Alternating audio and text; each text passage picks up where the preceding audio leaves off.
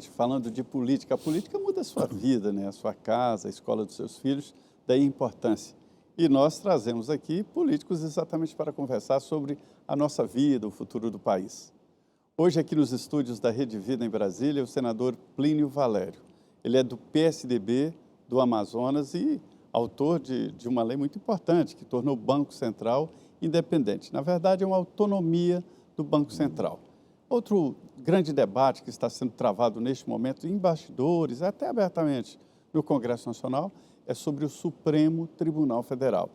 A proposta do senhor, senador, é de dar mandatos, né, aos ministros do Supremo Tribunal Federal.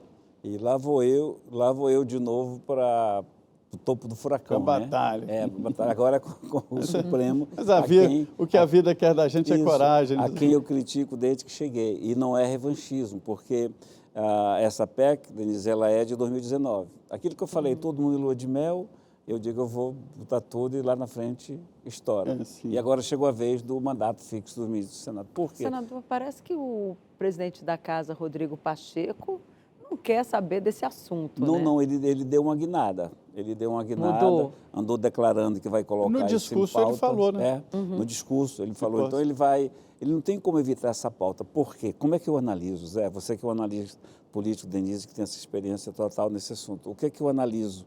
Nós, do Senado, estamos tão desgastados por não termos tido atitudes quando nós podíamos ter de impedir que o Supremo usurpasse nossa prerrogativa de legislar, usurpasse do Executivo a prerrogativa de executar. Nós não fizemos nada. E o Senado é a única instituição que poderia fazer algo, porque está na Constituição que nós podemos empichar ministro, e não o fizemos. Embora chova dezenas de pedidos de impeachment de ministros, não tem nem perigo de ser colocado em pauta. E a gente... Então, o Senado está desgastado, precisa dar uma resposta. E essa resposta vem de onde? Vem exatamente para enfrentar o Supremo. E por que eu vejo que vai progredir, que vai avançar esse assunto? Porque não atinge nenhum dos ministros que aí estão. Então, se algum senador tiver, mas o ministro é meu amigo, não atinge ele. Ele só vai sair quando tiver 75 anos. Mas ele já assinou com timing para isso? Quando que ele põe em pauta? Não, esse é o problema no parlamento, né? Não tem timing. Mas como, olha, o Lewandowski tocou no assunto, o Alexandre de Moraes tocou no assunto. Gilmar Mendes tocou no assunto aqui conosco, inclusive na semana passada. Então eles vão tocando, e antes era tabu. Então eles vão tocando nesse assunto. E nós do Senado precisamos... Fica mais madura a ideia, né? Muito mais. E aquele momento propício, como foi de autonomia. Então o seu projeto é de que os próximos, depois da promulgação da PEC, né, os próximos indicados fiquem 8 anos, aí... Na esperança de que teu neto, meu bisneto, seu neto, possam ter um Supremo moderado, consciente e imortal.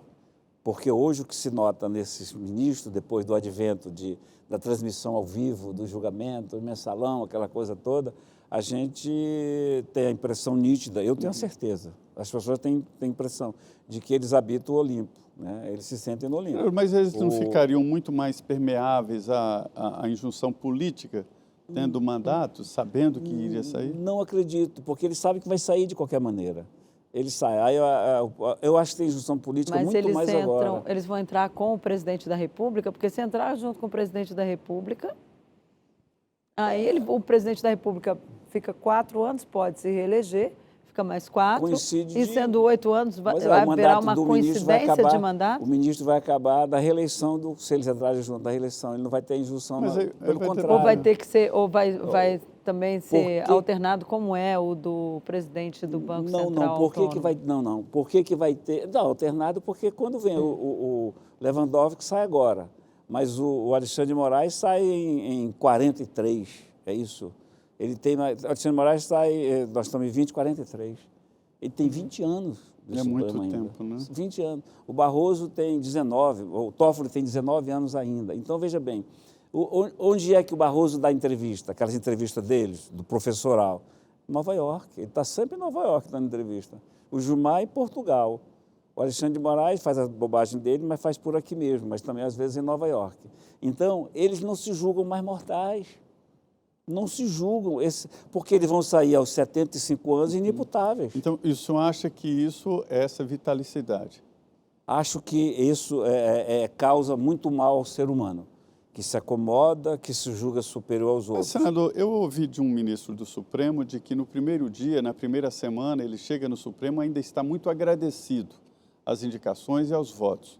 Aí depois de um mês ali, ele se acostuma com a toga e entende que ele é irremovível e o salário também não pode sair. Aí ele fica independente. Não é essa mas história? é criado, a gente citar nomes, fica ruim, antiético citar nomes, mas existe um nível de amizade entre alguns senadores e ministros. Eu vi um diálogo lá de ministros, quando eu estava com alguns senadores. Lembra quando a gente saiu de barco e tal? Em plena sabatina, pô.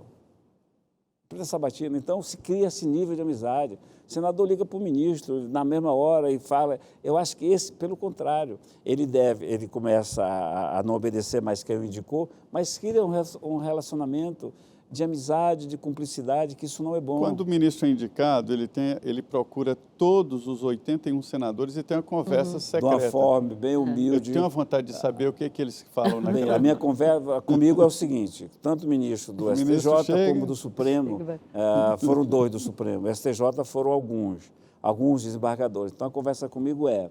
o senhor e o ministro ou alguém participa? Eles pedem... o senhor e o ministro indicado ou tem outras testemunha? pessoas? Não, normalmente, eu já recebi de que veio de 2 da STJ, mas normalmente traz um assessor, algo assim. A minha conversa com eles é a mesma. Ele começa se apresentando humildemente, falando e que é republicano. Eu digo, eu estou vendo o currículo aqui, a indicação é de quem pode indicar e não perca tempo comigo. Não perca tempo comigo. Pelo currículo vai ser sim. Então, gaste o seu tempo com os outros senadores. Comigo não precisa gastar, eu sou republicano. Só tenho um pedido a fazer. Na medida do possível, use o bom senso, porque o papel normalmente não coloca o lado mais fraco, no papel só bota o lado mais forte. E com 5, 10 minutos, Mas acabou. Os outros senadores, a conversa Sim, deve ser tem mais passeio longa. de barco, tem passeio de barco, tem escambau. Comigo não pode ter, porque eu não tenho porquê, eu estou de passagem ali para fazer um papel, para cumprir uma função. É verdade. Eu costumo dizer o seguinte, eu não sou mestre de cerimônia. Mestre de cerimônia que tem, né, agradar todo mundo, ser impecável. Eu não, eu sou mortal, eu vim para cá cometer meus defeitos. Eu não sou candidato a Miss Simpatia. Então, eu não tenho porquê estar fazendo, eu não vim para, sei lá, fazer amizade. A gente faz amizade, mas eu não vim para fazer amizade. Eu vim para cumprir a missão que o povo do Amazonas me colocou. E não me colocou para estar nas embaixadas jantando, para estar viajando para o exterior. Tudo isso eu abdico, tudo isso eu abdico. Convite nenhum eu aceito para nada, né? Porque é o seguinte, muita intimidade, e essa frase não é minha, né? Essa frase eu peguei lá, pela idade que eu tenho, peguei lá atrás. Muita intimidade só causa 2 coisas, problemas ou filhos. É verdade. Só gera 2 coisas, problemas ou filhos. Muita intimidade não pode gerar outra coisa. Então, você começa a ter muita intimidade, aí você já não enfrenta, não fala. Hoje eu falo abertamente, né? Contra as más atitudes do Supremo, porque tenho e posso fazer isso. Então, comigo, Zé, não tem aquela conversa estreita, né? Agora, o que eu não quero dizer é que não haja com os outros, mas na realidade há telefonema, bota uma certa dificuldade, porque o senador sabe que quando eles assumem também mudam, né? Porque eles praticamente, desculpa, Denise, eu não digo se humilham, mas eles chegam todo humilde, todo humildezinho, todo coisa, e quando bota toga é outra coisa. Como eu sei disso, a vida me ensinou que é assim, não tem por que eu me iludir com isso. Agora, qual o maior erro que o senhor acha que o Supremo cometeu, uma vez que o senhor vê aí erros na condução dos casos pelos ministros? Porque muitas vezes o Supremo é provocado, né? Ele não sai Você fala do Supremo? Eu vou te dar 2 coisas que o Supremo, a do Fux, né? Não anulou, mas ele aniquilou os processos todos contra o Lula. Porque erro de origem, não é no Estado, é uma coisa meio maluca, né? Então, veja bem, o cara que pode fazer isso.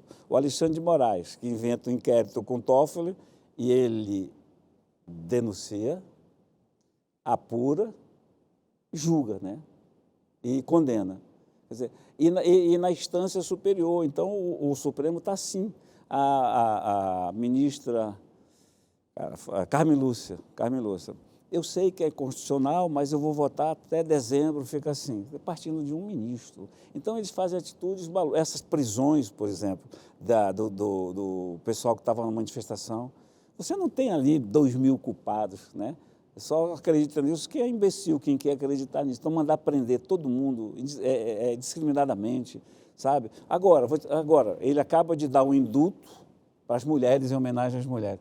Quem dá indulto é o presidente da República, não é prerrogativa de ministro. Se o ministro pôde dar esse indulto, libertar, é porque ele não podia prender. Estava errado, então não tinha motivo para manter a prisão. Se tivesse motivo para manter a prisão... A Constituição diz que é realmente uma prerrogativa exclusiva do presidente. O que o Alexandre de Moraes fez é arbitrário. Ele foi arbitrário ao condenar a prisão e foi agora arbitrário ao liberar. Porque, então, ele quer dizer, o que ficou claro, ele prende e solta na hora que quiser. Agora, muita gente tem a leitura, inclusive no atual governo, de que o Supremo foi o baluarte da democracia, foi quem garantiu de que não houvesse um golpe no Brasil. Enfim, eu estou aqui dizendo para o senhor o que a gente ouve de algumas fontes do próprio governo. Eu até acho que eles devem, nessa narrativa, mas na verdade o Supremo deu um golpe na democracia. Os ministros rasgaram a Constituição. Não se tem respeito nenhum pela Constituição. Em 2019, eu já discursava, Zé, está no meu livro de discurso, já discursava dizendo que o Supremo precisava ser contido porque estava dando muito cavalo de pau jurídico. E chamei de jurisprudência flutuante. 2019. Eu alertava enquanto o boi não tinha passado na cerca. Precisamos fazer algo, porque eles estão usurpando a nossa prerrogativa de legislar. Então, se não teve um golpe que o pessoal pensava que tinha de militar, teve um golpe do Supremo. Hoje, quem manda no país é o Supremo Tribunal Federal. O ministro Gilmar Mendes, do Supremo, sentado exatamente nessa cadeira aí na semana passada, ele disse o seguinte, que os ministros do Supremo não colocam uma banquinha na porta lá e chamando as pessoas para entrarem na Justiça. E o Supremo decide o que São entra. as pessoas que provocam o Supremo, né? E ainda disse que o Supremo foi fundamental na pandemia, que senão o Brasil teria virado uma grande Manaus. Que é isso? Se referindo aos erros lá do ministro Manaus Pazuello, se tornou por quê? Manaus porque começou por Manaus, que era injusto, e os governos federais, o que está, vai continuar, não nos dão ligação terrestre. Porque se nós tivéssemos ligação terrestre, Rondônia teria nos socorrido e não teria morrido tanta gente. Se nos devolvesse a dignidade de cidadão, a gente não estava se mendigando. Então, quando ele fala que, exemplo, Manaus até carece, por gestão também. Agora, você dizer que o ministro ele manda assim, tantas vacinas tem que ir para a cidade tal, se não tem multa diária. Isso é papel de ministro Supremo? Não. Isso é controle de gestão, é do governo que está controlando. Então, eles fizeram muita bobagem e acham que essas bobagens salvaram a democracia. Eu já vejo ao contrário, essas bobagens comprometeram a democracia. Há um rompimento no Estado de Direito nesse país. Você não pode ter um poder subjugando os outros, e hoje o Supremo subjuga tudo. Aí pergunta, qual o final, qual a luz no fim do túnel? Remédio amargo. Se dependesse de mim, eu teria um remédio amargo lá atrás. Hoje nem cabe mais, mesmo sabendo que não passa. Empichar um ministro, no momento certo, lá atrás. Remédio amargo, enquanto o povo esperava da gente. A população brasileira esperava de nós, senadores, alguma coisa digna do Senado Federal. E nós não o fizemos. Naquele tempo, vamos colocar o impeachment para mostrar que há uma instituição que pode colocar freio no Supremo. Nós mas não fizemos agora não isso. passa mais, agora né? É tarde. Mas mesmo antes não foi colocado porque não passava. Mas se você coloca em votação, Denise, já é algo. Se você tem 15 votações, dá um recado ali, sinaliza alguma coisa. Como a gente vai sinalizar agora, dando um mandato fixo. Senador, eu sempre debato isso aí e eu entendo que a maior autoridade do Congresso Nacional, do Senado, é o plenário. Segunda maior autoridade é a mesa diretora. A terceira maior é a Comissão de Constituição e Justiça. Quem inventou essa história de que o presidente do Senado é um super senador que vale mais do que isso tudo? Isso é próprio do regime presidencialista. Se você vê o presidente do Flamengo, do Vasco, do Itapipoca, eles agem... De uma empresa. Eles agem como no mundo dono. inteiro, o presidente de uma empresa, mesmo privada, ele não tem essa força toda. Ele ouve um conselho porque ele constitui um conselho. Porque ali há uma alternância. Mesmo empresa privada. Isso. Ali há uma alternância de você estar sempre exposto a ser exonerado e demitido. Você está falando, é muito interessante essa cultura presidencialista. Seja do Itapipoca, seja do meu Vasco, seja do Flamengo, o presidente age como ele quer, ele contrata quem ele quer, o técnico nem pede. O técnico precisa de um zagueiro, mas o cara compra um atacante porque ele tem nome bonito, tem fama. Então, o presidente é isso, ele se acha no direito de engavetar. E a gente fica o quê? Falando. Tem presidente, da Câmara de Vereadores era assim, e agora eu já vi alguma coisa, você fala, ele finge que está no celular, ou então conversando, entra aqui, sai aqui, e você fica impotente. Agora, onde é que você, pelo menos, dorme em paz? É reclamando, é protestando, demonstrando que ele está errado. Mas o presidente é isso, ele não respeita nem os líderes. Há o colegiado de líderes que decide a pauta, né? Ali deveria ser assim. Mas aí você vê pauta extra. Agora, a pandemia. A pandemia, projetos não passavam mais na comissão.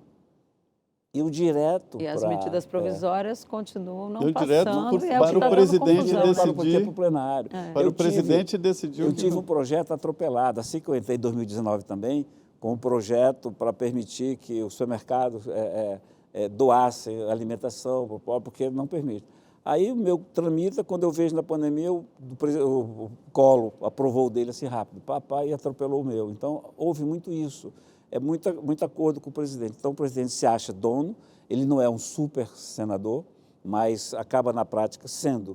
Agora, hoje mesmo eu cobrei a leitura da CPI das ONGs, que já tem mais do que necessário, e cobrando, cara. A gente tem que fazer... O senhor vai recorrer ao Supremo? Não. Aí que eu queria falar o que o Zé falou. Quando o Gilmar diz isso, é porque, na nossa porta. A gente só recebe. Claro, porque você recebe, pensa, quem sabe se não é combinado, Zé? Agora, se não for combinado, mesmo que não o seja, é um mau exemplo que os senadores dão. Eu comparo os senadores, esses que faziam isso, 2, 3 senadores, que faziam e fazem isso, né?